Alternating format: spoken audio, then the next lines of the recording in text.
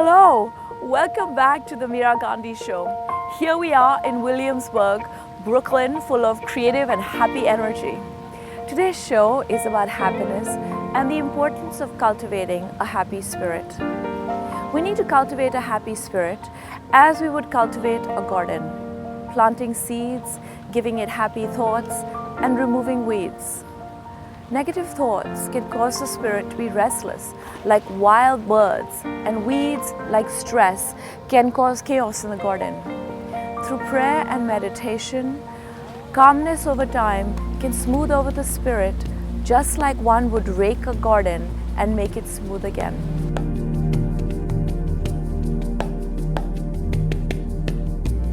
As we continue to explore the topic of happiness, let's take a moment to take a deep breath and chant our 3 Oms together. Are you ready? Find a comfortable place. Take a deep breath in. Aum.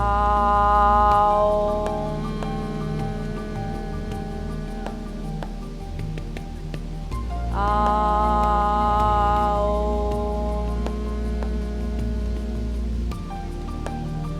Aum.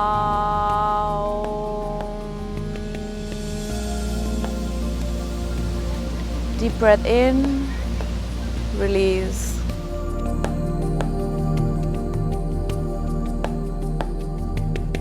So as calmness starts to flood to our being, let's take a look at happiness. Happiness is when we feel so good about ourselves, our life choices, our life partners, our dreams and our goals. We like that state of being. So how do we cultivate happiness in our daily lives? I have 3 tips for achieving this. The first tip, be present. Being present causes happiness because sad moments are usually thoughts about the past, regret or guilt, or anxiety, which are thoughts about the future. These are wasted emotions.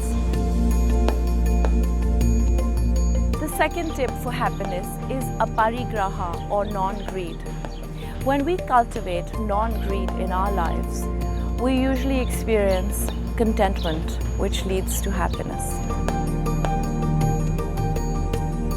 The third tip is to manage expectation. When we manage expectation, we begin to experience less stress and we feel our lives filled with more happiness.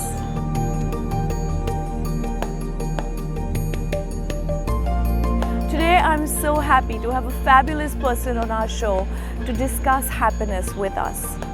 She's an athlete, a dancer, and a spiritual person, Jules Bakshi.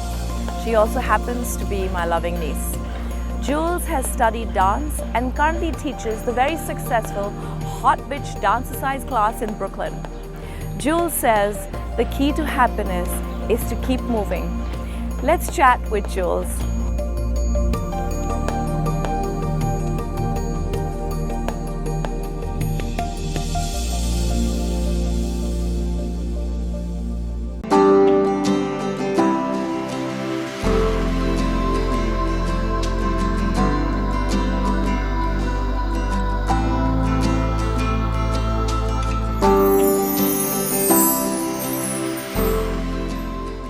Jules, I'm so thrilled you're on the show today. Thank you for being here. Thank you so much for having me here. So, our first question for you is that you radiate happiness.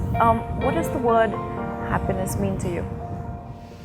I think happiness for me is being aware enough and grateful enough to see all of the positive energy around you, and also being not just able to see it, but open enough to let those things in.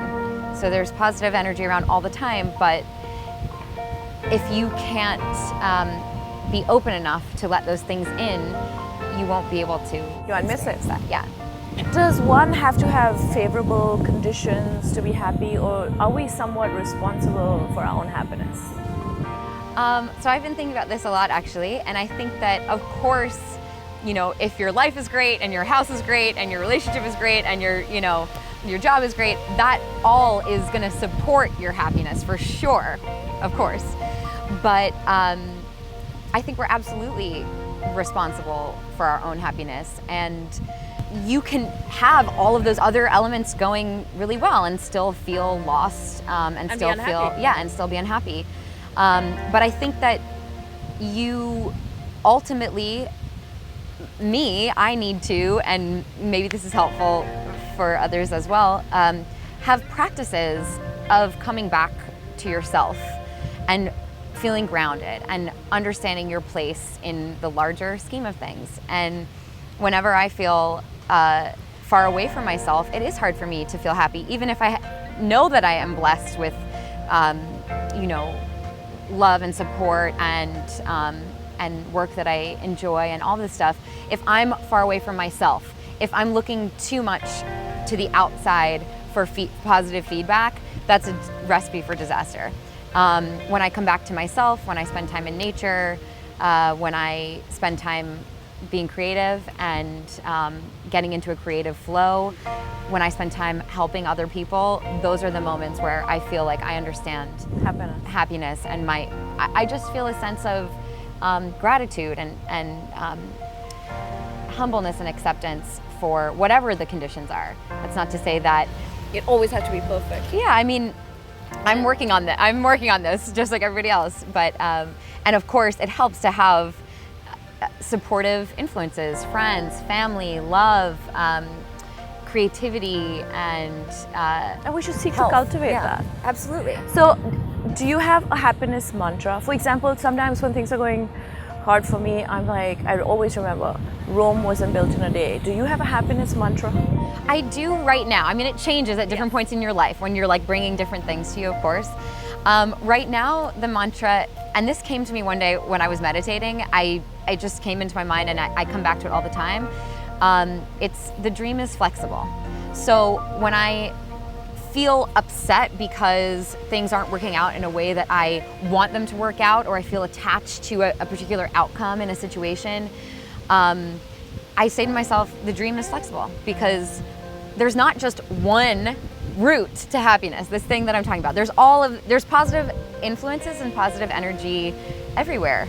And the dream is flexible. There's not one path to get there. So what I'm hearing is that at different points in our life, we need to create those different mantras to get us through. Yeah. I love it. So how does, you're involved in music and dance. How do you think music and dance and yoga contributes to happiness? Well, this is our earthly vessel, right? This is how we experience the world. And just finding pleasure in your moving body. I mean, this is the most essential form of happiness for me. Being with other people, touch, play, dance, expression. This is, for me, how I move the energy around when I am able to open myself up to a beautiful day and a good conversation and the support and love. That's, again, being open enough to receive the positive things in my life. To see it. My practice of gratitude is expressing myself through movement, with dance, with creating choreography, with working with other people and helping them to experience joy in their bodies as well. I think for me, yoga is slightly different, because yoga is one of those things that I use to get back to myself when I'm feeling out of balance, when I'm feeling like I'm looking outward too much. Again, yoga's the thing that I do to come back to myself, to come back to my breath and just center a little bit. And then when I'm ready to give it out again, when I'm ready to sort of share and ready to connect and ready to sort of express the happiness, that's dance for me. And I know that through your dance classes, you spread so much happiness, because when I finish a class with you, I feel so happy. I'm so happy to hear that. Amazed. So if we want to be happy, we should do blank and blank. Can you fill in those blanks? What are the two things you think we should really cultivate in our lives to be happy? Well, I think it really goes back to what I was saying before. If we want to be happy, we should be grateful. Grateful. We should be open. We should be open. If you're grateful and open, I think if the gratitude is flowing, you're putting good vibes out. Yeah, 'cause If when you're you're grateful, open, you are you let happy. the good vibes in. That for me is the recipe Love it. right there. Grateful and happy. I have to remember that for myself. Yeah, grateful and Nice. open. That's it. So, is dance connected to some happiness part in the brain? Scientifically, I don't know what neurons are firing, but they are firing, and absolutely. If you are moving and you are in your body and you're experiencing your body moving through space, there is a joy unlike anything else. And I think, people who take my class and other people who love to dance who don't take my class will tell you the same thing. There's nothing like experiencing your body that way and moving through space, taking up the space that you deserve and that you That's your and that you right. want to take. Yeah, exactly. So I think it's absolutely connected to happiness for me, and I think that people who do dance are much happier. And my class is especially geared towards people who want to dance and have that impulse, but maybe don't have a safe space to do that, or they feel self-conscious. So many of us are walking around feeling shame about our bodies or pain and discomfort because we never learned how to be in our bodies in a healthy way. And I think it brings me great joy to create that space where people can come together and you're doing it. yeah, You really are. and say like, let's be happy together. Let's let it out. And especially in New York, there's not enough of that happening. So if I can create that space, that's happy for me too. Awesome. So when we are in our classes together, we talk about happy energy, and we talk about wanting to shift. Sometimes we go into a space and we recognize, because we're a little more aware, maybe or maybe not, and we've talked about the importance of being able to shift the energy into a happy space. So can you give us some of those tools? What are some of those tools that the viewers can use and I can use to shift into that happy space? Yeah. Well, I think the first thing is taking a breath to acknowledge there's always going to be good and bad. And there are always going to be equal forces in the world, right? They're always going to both exist. So we have a choice. If both of these things are always there, let's just take a breath. We acknowledge there's good, there's bad. Who am I going to be today? And which energy am I going to choose to let into my life? There's always, no matter how things are going, how good things are going, there's always going to be the bad energy there, right? So we should choose consciously not to let that in. I mean, I think as much as possible. I think the first step, like I said, is acknowledging that both these things exist. They exist for everybody. So just like feeling grounded in the sense that we all have this balance, right? We all have this balance. Then in the next breath, saying, let go, opening. I'm talking about being open a lot, because I think that there's so much to be happy about, but you have to exhale and make room for the good stuff to come in. Like exhale, let go, and then move. If you are holding on to negativity, the best way to move that through your body is like move it out, shift it, make space for new energy to come in. So I guess the most concrete things I can say is like, take a breath, acknowledge like, it's okay. I think it's really frustrating when people are like, be happy or smile. It's like, you can't always do that. Take a breath to acknowledge all of this stuff exists, and then take another breath to make space for the good things to come in. And then if you can't go to yoga, if you can't go to dance, do a body roll. Like we can move right around, like don't you feel that you're already smiling because you're making space, you're moving it around. That's my most concrete advice. Take a breath, acknowledge that, make space, try and open yourself up to all of the good things that are coming, because they're all around. You have the sunshine, you have the grass, you have the water, you have this beautiful trees, day, the sky, you have people, you have a friendly smile. My parents here. It doesn't have to be, happiness is not checking all the things off the list that you thought were going to give you a perfect life. That's just not how it is. It's being open, opening your eyes, seeing what is beautiful around you in your everyday interactions. And for me, that includes feeling good in my body and feeling healthy and strong and free to move. you know. Thank you, Jules. I know you have to run to a private session. Thank you for being on the Meera Gandhi show, and may you continue to radiate happiness. You're awesome. I love you. Thank you so much, Meera. Thank you. Thank It's you. beautiful.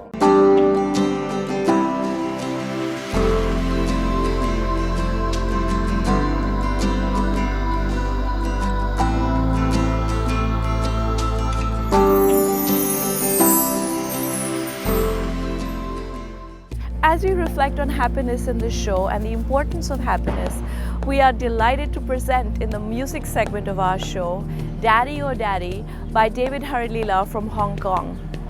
David has always found a lot of happiness in this song, and today it's particularly important because my own dear father is on the set with us today.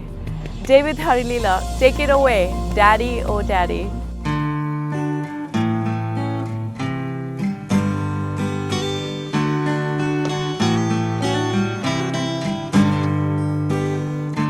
Daddy, Daddy, we love you, Daddy, 'cause you're so good. If we're in trouble, we talk to you. 'Cause Daddy, Daddy, we love you.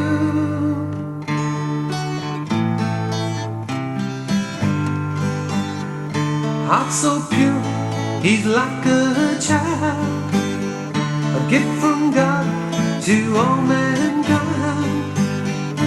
Never a bad word for anyone. He loves the old and he loves the young. Oh, Daddy, Daddy, we love you. No, no, no, we love you, Daddy, 'cause you're so good. Don't you know, if we're in trouble, we'll talk to you. 'Cause Daddy, Daddy makes all things good.